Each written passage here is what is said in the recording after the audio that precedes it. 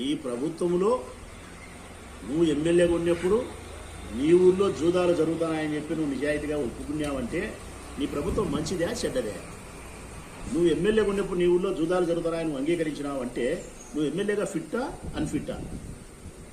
నీ ప్రభుత్వంలో పోలీసులు అధికారులు లంచగొండ్లని చెప్తున్నావంటే నీ ప్రభుత్వము పారదర్శకత ఏ పాటిది? అంతకుముందు జూదం ఉన్నప్పుడైతే అణిచివేస్తా అన్నావు, ఇప్పుడైతే నేను కాయలు ఉంటానా అంటున్నావు. అప్పుడొక మాట, ఇప్పుడొక మాట. ద్వంద్వనీతి కాదా ఇది? అప్పుడు జూదం జరిగితే నా అకౌంట్లోకి, ఇప్పుడు జూదం జరిగితే మనుషులు బానిసలు కాబట్టి జూదం ఆడుతున్నారంటావు.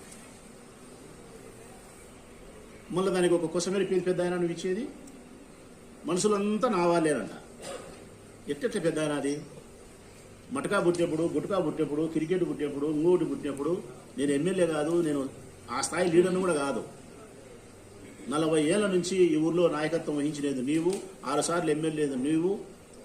నీ నాయకత్వంలోనే ఈ ఊర్లో చాలా మంది నాయకులు తయారైనారు, చాలా మంది దొంగలు తయారైనారు, చాలా మంది మోసగాలు తయారైనారు.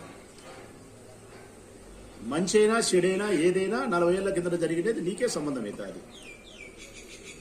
నీ దగ్గర తయారైనటువంటి జూదగాళ్ళు, క్రికెట్ బెట్టింగులు, మటకాలు, మరొకటి నీ దగ్గర తయారైన మనుషులు నీ పార్టీ అధికారం లేకపోయిన తర్వాత 2019లో మళ్ళీ నా దగ్గర కొంతమంది వచ్చి ఉంటారు.